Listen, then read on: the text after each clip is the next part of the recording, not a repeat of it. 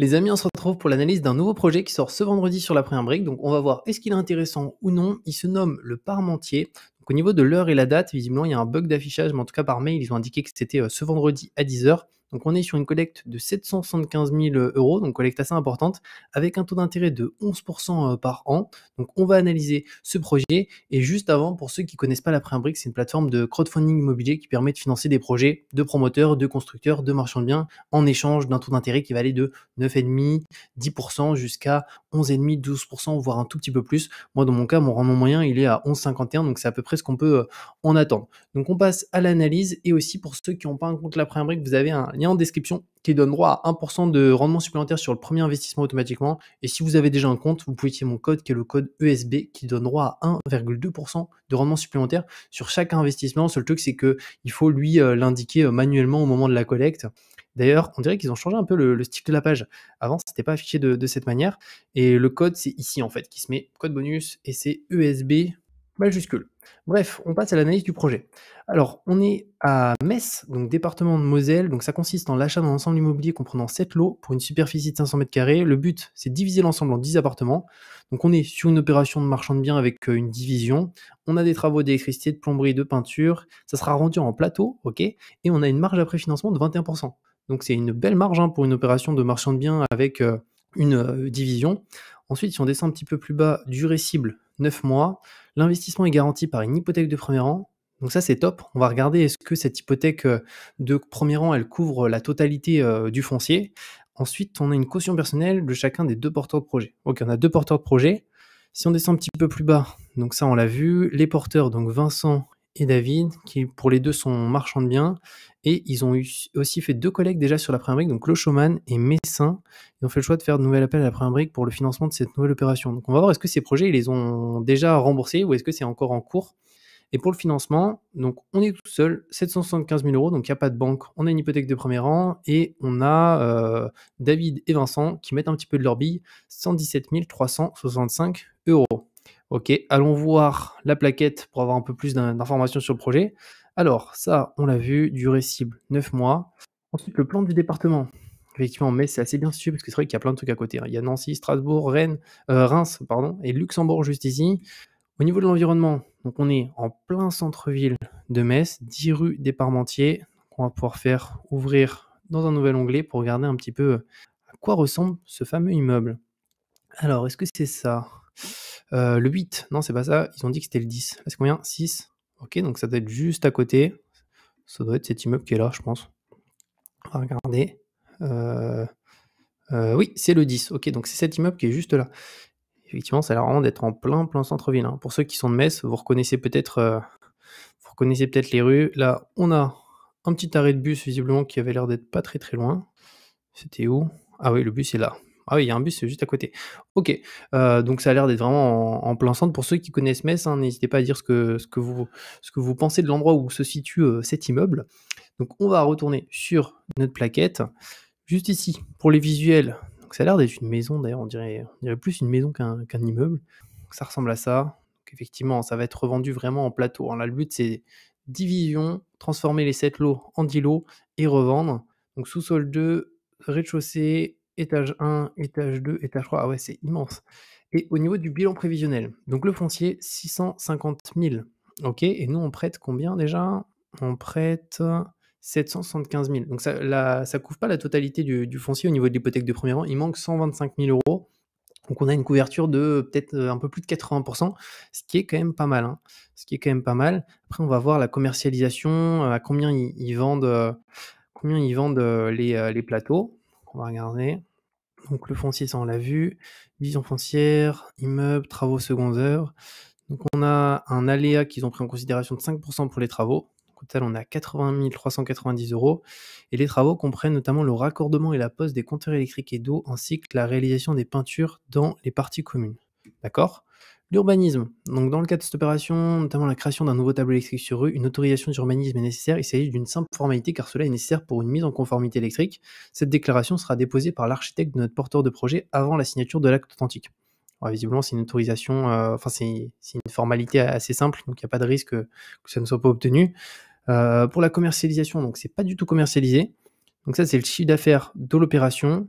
Donc au niveau des 10 lots proposés, encore une fois, pour rappel, ils transforment 7 lots en 10 et la commercialisation n'a pas démarré car les vendeurs, une succession, n'ont pas permis l'accès aux biens pour réaliser la pré-commercialisation. Nos porteurs assureront eux-mêmes la commercialisation afin d'optimiser la marge de l'opération et de superviser au plus près de cette phase. Pour cela, nos porteurs sont partis sur un positionnement prix très attractif.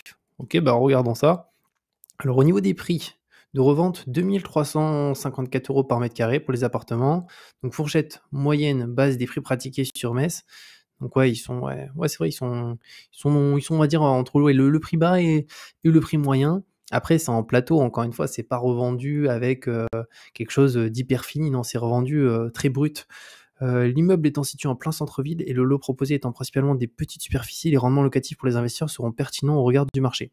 Plus de 3 personnes sur 10 sont propriétaires de leur logement. Cette statistique permet de déterminer quel type d'acquéreur cibler, principalement des investisseurs bailleurs.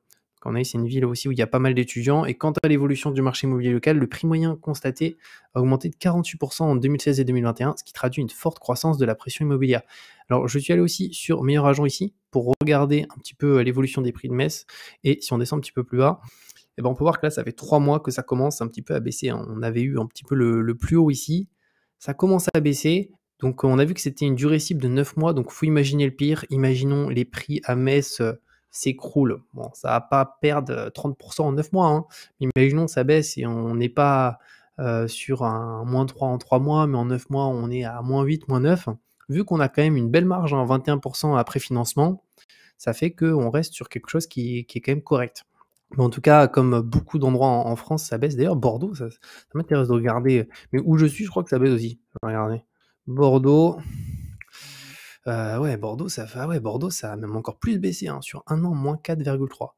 Donc Metz, ça baisse moins que Bordeaux, mais ça commence à baisser. Donc ça, il faut le prendre en considération. Durée cible 9 mois. Donc si on part du principe que les prix vont encore continuer de baisser, imaginons on va se prendre encore un -6% de plus, bah là, avec une belle marge, on reste sur quelque chose qui est correct. On va retourner ici, on va descendre un petit peu plus bas. Donc là, on a nos porteurs, on a la société qui ont donc une SAS pour ce projet et l'historique. Ah, donc ça, c'est les 2 projets qu'ils ont déjà fait financer par la première brique. Alors, au niveau de la livraison, alors fin 2023, donc en fait, ils sont encore en cours. Donc coût de revient 679 000, chiffre d'affaires 800 000, marge 15%. Ah ouais, là, la marge a été beaucoup moins élevée. Et 2 lots ont été vendus, donc 200 000 €. Un lot de 110 000 est sous promesse de vente sans condition suspensive. Voilà, donc logiquement, ça va le faire. Et 2 lots seront commercialisés une fois les travaux finis. Voilà, donc celui-ci, ça se passe plutôt bien pour le moment. Et juste ici, on a le deuxième, le Messin, ensemble immobilier dans le but d'une revente des lots à la découpe. Ouais, ils se sont spécialisés vraiment dans la revente à la découpe en tant que marchand de biens. Et là, on a une marge un petit peu plus importante, 18%, c'est mieux. Et livraison été 2023. Et ici, on en a un qui est sous compromis avec accord de financement de la banque. On en a un qui est sous compromis sans condition suspensive. Ça, c'est top. Et on en a un qui est sous compromis en accord de financement et de constitution de SCI. Et ensuite, on en a 3 qui sont sous compromis en attente d'un accord de financement. Voilà, donc les 2 projets qu'ils ont se passent plutôt bien pour le moment, en sachant que pour celui-ci, il doit être finalisé dans pas très longtemps, été 2023.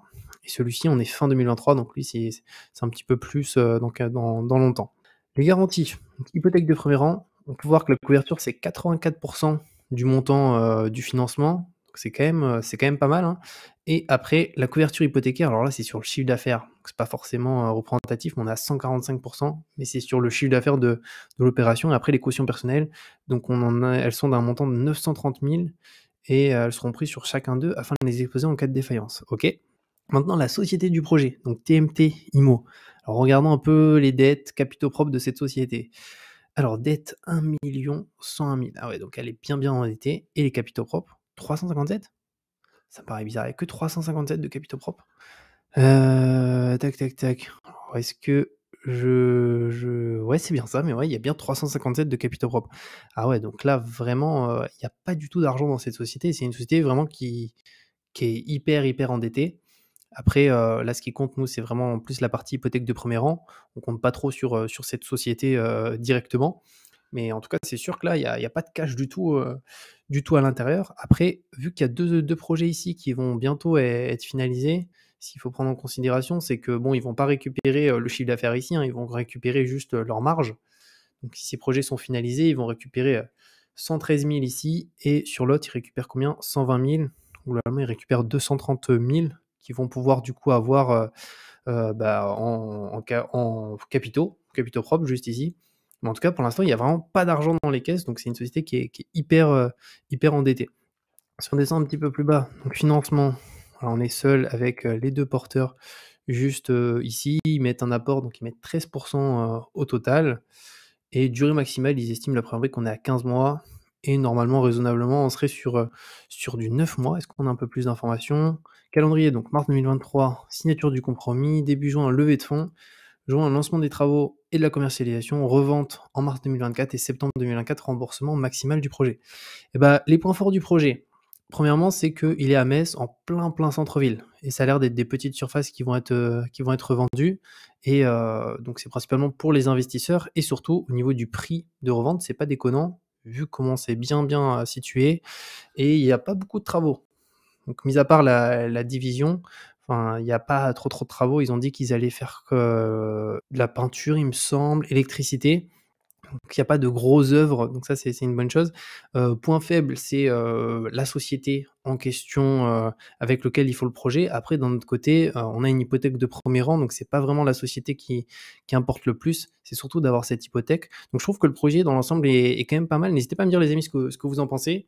Mais le fait que ça soit à Metz, dans une grande ville, en plein centre-ville, avec une hypothèque de premier rang qui couvre 84 du foncier et qu'au-delà de ça, on a pas beaucoup de travaux, et qu'on est sur une opération vraiment de marchand de biens qui est aussi pas trop longue, je trouve que c'est pas mal de pouvoir aller à la gare qui est juste là, les musées juste ici, l'université ici et effectivement, à mon avis, c'est des biens qui vont être vendus à des investisseurs, pour du locatif, pour louer à des étudiants, directement.